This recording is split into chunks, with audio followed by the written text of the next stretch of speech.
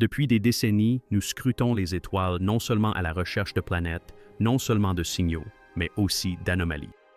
Ces rares moments où quelque chose dans le cosmos refuse d'obéir aux règles. Et maintenant, le télescope spatial James Webb pourrait bien avoir découvert exactement cela. Ce qui avait commencé comme une observation de routine du troisième objet interstellaire jamais enregistré dans notre système solaire, 3 Atlas, s'est transformé en quelque chose de bien plus étrange, de bien plus sombre et d'infiniment plus important. Car, au fin fond du vaste vide glacial au-delà de Mars, le réseau a détecté quelque chose qu'il n'aurait pas dû détecter. Pas seulement la lumière artificielle. Une lueur qui ne ressemble à aucune comète ni à aucun astéroïde. Une signature qui ne suit aucune loi physique connue de réflexion ou de réfraction.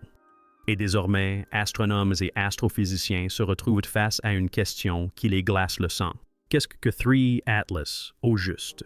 Suivez-nous pour une analyse approfondie des données qui viennent de raviver la question la plus ancienne et la plus terrifiante de tous les temps. Sommes-nous seuls?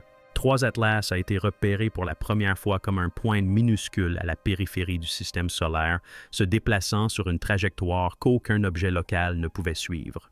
Il était manifestement interstellaire, né hors de l'attraction gravitationnelle de notre Soleil, projeté à travers la galaxie par une force inconnue et dérivant désormais silencieusement dans notre voisinage. Au départ, on la considérait comme une curiosité cosmique, à l'instar de ses prédécesseurs Oumuamua et Borisov. Mais même sur les premières images, quelque chose clochait. Contrairement à la plupart des objets interstellaires, 3 Atlas était anormalement brillante et d'une manière inexplicable. Sa magnitude ne correspondait ni à sa taille ni à sa composition estimée. Elle scintillait d'une manière anormale. Sa luminosité ne faiblissait pas comme prévu et ne présentait aucun signe de dégazage ou de dégagement de poussière. Les comètes traditionnelles ont tendance à briller par à-coups sous forme de sous-éléments de glace, mais celle-ci est restée stable comme si elle était alimentée de l'intérieur. Des télescopes du monde entier se sont braqués sur lui pour l'observer, et Internet, grâce à sa capacité inégalée à scruter le spectre infrarouge, a été mise à contribution pour percer le mystère. Ce qui l'a révélé a tout changé. Le télescope spatial James Webb, installé à 1 million de kilomètres de la Terre à Large Point, a été conçu pour observer l'invisible, percer l'éclat des étoiles et révéler ce qui se cache dans l'ombre. Son observation de l'atlas spatial devait permettre de dissiper les confusions. Au contraire, il l'a amplifié. Les instruments du télescope ont détecté une émission thermique centralisée qui ne correspondait à aucune réflexion naturelle de la lumière solaire. Habituellement, une comète brille grâce aux rayons du soleil réfléchis par la poussière et la glace. Mais 3I et Atlas a révélé une signature thermique interne, un rayonnement émis depuis le noyau. Il ne s'agissait pas de lumière diffusée, mais bien de lumière émise. La cartographie thermique a révélé un motif qui ne correspondait à aucune courbe de distribution connue des objets naturels. Il pulsait faiblement, de façon irrégulière et, plus inquiétant encore, semblait se répéter par intervalles. Ce rythme, qui se répétait de façon imperceptible, suggérait non pas le hasard, mais une intention délibérée. Certains scientifiques de la NASA et de l'Agence spatiale européenne ont proposé des explications originales. Désintégration radioactive, frottement souterrain, isotopes extraterrestres. Mais à mesure que de nouvelles données s'accumulaient, ces théories s'effondraient. La seule explication plausible qui subsistait était celle que personne ne voulait écrire. Cet objet pourrait être alimenté.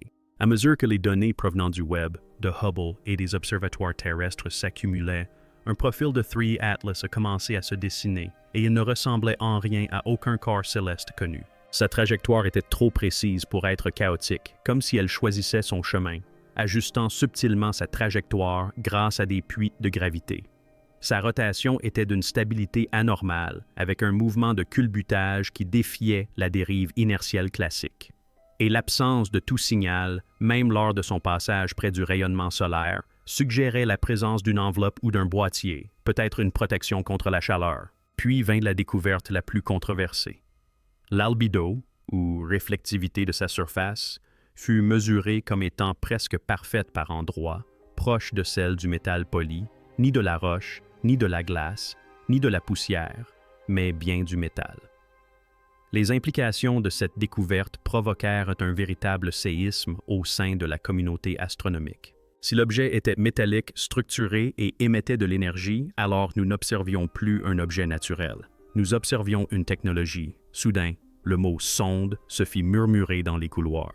Balise, engine, voire artefact. L'idée qu'il puisse s'agir d'un vaisseau spatial extraterrestre n'était plus cantonnée au forum complotiste.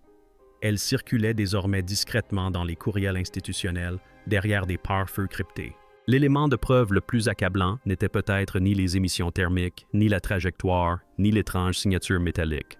C'était la lumière. L'analyse photométrique a révélé un phénomène troublant. La lumière émise par l'Atlas à 3 yeux était concentrée dans une bande spectrale étroite. Autrement dit, il ne s'agissait pas d'une large réflexion naturelle de la lumière solaire, mais d'une émission contrôlée de longueur d'onde spécifique. C'est précisément le principe des matrices de LED, des systèmes de communication laser et des balises de signalisation spatiale. De plus, cette bande comprenait des fréquences fréquemment utilisées dans les systèmes de communication et de guidage terrestre. Qui plus est, l'intensité lumineuse semblait réagir imperceptiblement au rayonnement solaire, comme si un système embarqué l'ajustait en temps réel. Elle ne clignotait pas de façon aléatoire, mais selon une étrange pulsation intermittente. Les astronomes ont analysé les données à l'aide de modèles de signaux connus. Leurs résultats, bien qu'incertains, n'étaient pas dénués de sens.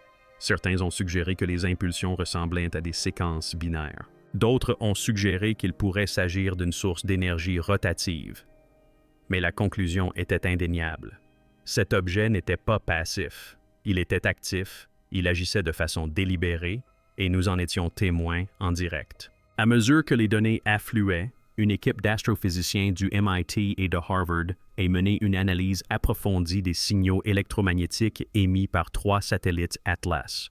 Au premier abord, les fréquences semblaient aléatoires, un simple bruit dispersé sur le spectre. Mais lorsqu'ils ont appliqué des transformés de Fourier pour isoler des motifs cycliques, une observation s'est révélée. Au sein de ce brouhaha, enfoui comme un murmure sous le chaos, se trouvait une impulsion structurée et répétitive, d'une précision inconcevable pour être naturelle. Il ne s'agissait ni d'un signal binaire standard, ni d'une modulation typique des technologies humaines, mais elle portait l'empreinte indéniable d'un codage intentionnel.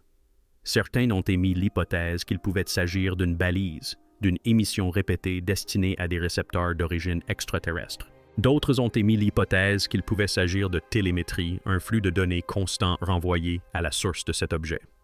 Le plus troublant était que, quel que soit le message, il n'avait pas changé depuis sa première détection sur Internet. C'était comme si 3 atlas n'essayaient pas de nous parler, mais à quelqu'un d'autre, et que peut-être cette personne l'avait déjà entendu. La nouvelle de la découverte se répandit rapidement au sein des plus hautes instances scientifiques et militaires. Un rapport confidentiel, d'abord diffusé en interne à la NASA, puis divulgué à un journaliste anonyme, révéla que de hauts responsables coordonnaient déjà leurs efforts avec les agences spatiales internationales afin de déterminer si 3 satellites Atlas représentaient une menace. Certains scientifiques affirmaient qu'il s'agissait d'un objet inoffensif, une sonde ancienne, peut-être vieille de plusieurs siècles, suivant une trajectoire préprogrammée à travers les étoiles. D'autres étaient moins optimistes et soulevaient des questions restées sans réponse. Si elle émet, qui la reçoit? Si elle émet de la lumière, possède-t-elle également un système de propulsion? Si sa présence est intentionnelle, pourquoi maintenant? Le rapport évoquait la possibilité, aussi infime soit-elle, que 3E Atlas ne fasse pas que passer, mais observe et suive les alignements planétaires, des champs électromagnétiques, voire des civilisations avancées.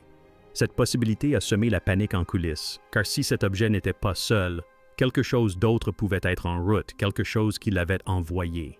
Des recherches plus approfondies sur la luminosité de 3 Atlas ont conduit à une hypothèse révolutionnaire. L'objet n'émettait pas seulement de l'énergie, il la captait également. La façon dont l'émission lumineuse de l'objet fluctuait en fonction de sa proximité avec le Soleil, combinée à l'absence apparente de réactions chimiques, a conforté l'hypothèse qu'il pourrait utiliser un système de captation solaire ou d'absorption photonique intégré sous sa surface. Lowe et un groupe de théoriciens ont émis l'hypothèse que le nuage de poussière entourant l'objet pourrait avoir une double fonction.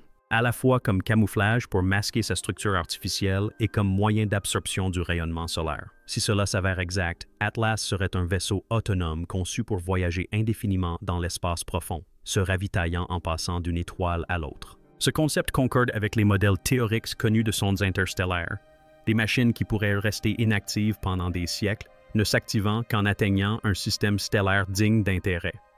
Et si notre système solaire a déclenché cette activation, alors le message a été reçu. Alors que les agences spatiales internationales s'efforçaient de trouver des réponses, une vérité est devenue de plus en plus évidente. Nous ne sommes pas prêts. Malgré des décennies de spéculation sur un contact extraterrestre, nos systèmes politiques, scientifiques et philosophiques sont totalement incapables de comprendre ce que pourrait représenter un atlas à 3 yeux. Aucune déclaration officielle n'avait été faite, mais des documents internes divulgués par des agences en France, au Japon et au Brésil laissaient tous entrevoir des conclusions similaires. Cet objet pourrait ne pas être qu'une simple anomalie, mais une première rencontre au ralenti. Contrairement à ce que Hollywood nous a montré, il n'y a eu ni atterrissage, ni apparition soudaine dans le ciel, ni réponse immédiate. Seulement des données, seulement de la lumière, seulement le silence. Internet continue d'observer l'objet chaque jour. Pourtant, chaque réponse qu'il fournit semble soulever 2 nouvelles questions. S'il s'agit d'un contact, alors c'est un contact selon leurs conditions et non les nôtres. Calme, distant, inquiétant. Et c'est peut-être là le plus terrifiant, car ce à quoi nous assistons n'est peut-être pas une invitation. Il pourrait s'agir d'une surveillance et nous pourrions déjà avoir été repérés. Alors que les astronomes pensaient que l'étoile à 3 yeux Atlas avait atteint une trajectoire prévisible, un événement inattendu se produisit. Sa luminosité augmenta brusquement. Il ne s'agissait pas d'une hausse progressive due à sa proximité avec le Soleil. Il s'agissait d'une éruption soudaine capturée en temps réel par le télescope James Webb et confirmée par plusieurs observatoires terrestres. La luminosité de l'objet a augmenté de près de 40% en moins de 2 minutes, puis s'est stabilisée à un nouveau niveau élevé. Aucune explication naturelle ne correspondait aux données. Aucun signe d'interaction avec le vent solaire, aucun impact, aucune désintégration fragmentaire. C'était comme si quelqu'un ou quelque chose avait actionné un interrupteur. L'éruption n'était pas seulement visible. Ce phénomène s'est accompagné d'une modification de la signature thermique de l'objet, comme si des systèmes s'étaient activés. Les théoriciens ont avancé l'hypothèse troublante que cet objet soit entré dans une phase d'éveil, déclenché soit par sa proximité avec notre étoile, soit par nos propres observations. Et si cette fusée éclairante était un acte intentionnel, alors elle était destinée à être vue. Peu après cette augmentation anormale de luminosité, les calculs orbitaux de plusieurs agences spatiales ont détecté un autre phénomène. 3 Atlas ne suivait plus précisément sa trajectoire prévue. Elle avait légèrement dévié, subtilement, mais de manière mesurable. La gravité seule ne pouvait expliquer cette modification. Même la pression de radiation solaire, souvent invoquée pour expliquer les légères variations de trajectoire des objets légers, ne suffisait pas. Ce changement était délibéré, et plus inquiétant encore était la direction vers laquelle pointait la nouvelle trajectoire, plus profondément dans le système solaire, avec une inclinaison ajustée qui la rapprochait du plan de l'orbite terrestre. L'objet ne faisait plus que passer. Il avait en réalité changé de trajectoire. Certains scientifiques sont appelés à la prudence, évoquant une anomalie gravitationnelle. D'autres, en revanche, ont interprété ce changement comme une manœuvre, une subtile correction de trajectoire qu'aucune comète ni aucun astéroïde n'avait jamais effectuée. Et si le 3 Atlas était capable ne serait-ce que d'une propulsion ou d'une navigation limitée, cela signifiait que nous n'observions plus une relique. Nous regardions un navire en mouvement, un navire animé d'une intention.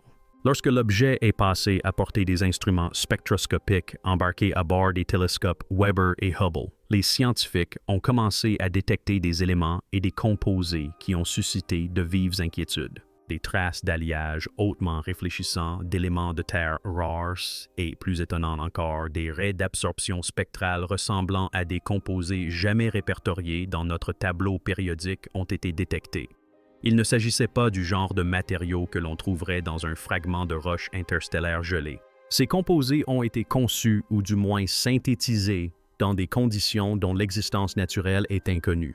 Un profil spectral ne correspondait à aucun processus chimique connu, mais ressemblait fortement à des composés théoriques proposés dans les laboratoires de physique quantique. Des substances que l'on pensait n'exister que sous l'influence de champs magnétiques intenses ou par confinement quantique. Cette découverte implique soit un âge insondable, suggérant que l'objet est antérieur à la civilisation humaine de plusieurs millénaires, soit une fabrication récente et extrêmement avancée par une civilisation bien plus avancée que la nôtre. La nature des matériaux était plus éloquente que n'importe quel signal, car même si nous ne pouvions décoder le messager lui-même était contre nature. Face aux preuves de plus en plus nombreuses pointant vers une origine non naturelle, les gouvernements et les agences ont commencé à réagir, non pas publiquement, mais avec une urgence indéniable. Le niveau de cryptage a été renforcé sur les réseaux des observatoires. Des équipes de recherche ont été discrètement réaffectées. Une augmentation soudaine et inexpliquée des recalibrages de satellites a été constatée sur plusieurs continents. Les nations spatiales ont entamé des discussions discrètes à huis clos sur des mesures d'urgence. Un document divulgué d'un consortium international de défense suggérait que les 3 satellites Atlas pourraient ne pas être de simples visiteurs, mais des éclaireurs. La structure inhabituelle de l'objet, sa rotation stable et sa capacité apparente à rester opérationnelle sur des distances interstellaires indiquent une conception compatible avec les sondes d'observation à long terme. Mais s'il s'agissait d'une mission de reconnaissance, que cherchait-elle? Et, plus inquiétant encore, que nous réserve l'avenir? Dans les universités, les observatoires et les centres de commandement militaire, un consensus terrifiant se dessinait. Nous n'étions plus seuls dans l'univers et le premier contact pourrait bien ne pas être une conversation, mais une évaluation. Alors que les spéculations atteignaient leur paroxysme, une équipe audacieuse de l'Institut SETI décida de prendre le risque que personne d'autre n'osait prendre. Ils envoyèrent une impulsion radio ciblée directement vers l'emplacement prévu de 3 Atlas. Le message contenait des constantes mathématiques universelles, le tableau périodique des éléments et des représentations visuelles élémentaires de l'humanité. Il s'agissait d'une poignée de main cosmique, d'un bonjour prudent. Les jours passèrent, puis une semaine, sans réponse. Mais alors que l'expérience allait être classée comme un appel resté sans réponse dans le vide, l'une des stations de surveillance au Chili a enregistré quelque chose d'étrange. Une impulsion de retour à bande étroite, hors fréquence, déformée, mais indubitablement synchronisée avec le message original. Ce n'était pas une réponse verbale, ce n'était pas un écho. C'était un ping, un signal de retour avec une variation suffisante pour indiquer qu'il ne s'agissait pas d'une simple réflexion. Il avait été traité. Il avait été renvoyé. Mais ce qui a le plus perturbé l'équipe SETI, ce n'était pas le signal lui-même, mais le moment où il a été émis, car la réponse est arrivée précisément 72 heures après la transmission, à la seconde près. Cela signifiait que non seulement notre message avait été reçu, mais que le délai avait été calculé et que la réponse avait été délibérée. Suite à la détection du signal de retour, des anomalies techniques ont été constatées dans les observatoires du monde entier. Les instruments infrarouges de Weber ont affiché, pour la première fois depuis son lancement, une cartographie thermique erratique. Par ailleurs, les capteurs gyroscopiques de Hubble ont enregistré des microfluctuations malgré une orientation stable. Les télescopes terrestres ont connu ce qui a d'abord été considéré comme des bugs logiciels, des cartes stellaires mal alignées, des distorsions de pixels inexplicables et des flux de données figés, précisément lorsqu'ils étaient mis au point sur un atlas à 3 yeux. Mais ces anomalies n'étaient pas aléatoires. Elles se produisaient par intervalles synchronisés, comme si elles étaient coordonnées, comme si quelqu'un ou quelque chose cherchait à nous empêcher d'y regarder de trop près. Une théorie a émergé d'un groupe de réflexion secret, profondément enfoui au sein de l'Agence spatiale européenne.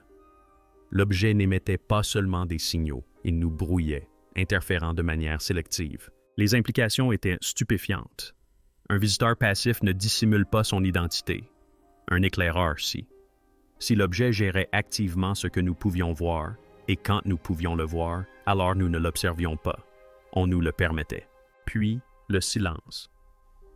Quelques jours après l'incident de signalisation et les dysfonctionnements techniques, les mises à jour en ligne ont été retardées, restreintes, puis finalement redirigées.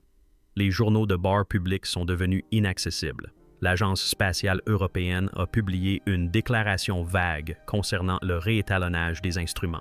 La NASA a tout simplement cessé de commenter. Même des revues scientifiques réputées qui suivaient de près le projet 3i Atlas ont commencé à se rétracter ou à publier des résumés neutres et dépourvus de détails. La communauté astrophysique était divisée. Certains pensaient que les agences s'efforçaient de valider la découverte avant de la rendre publique. D'autres soupçonnaient une chose bien plus sombre. La vérité avait déjà été confirmée et était désormais dissimulée. Les quelques observatoires indépendants restants ont commencé à diffuser des données brutes au public, mais celles-ci ont rapidement été noyées sous un flot de désinformation et de spéculation. Ce qui était autrefois un mystère scientifique mondial était devenu un atout stratégique. Et l'histoire nous a montré ce qui arrive lorsque les gouvernements classent une découverte confidentielle.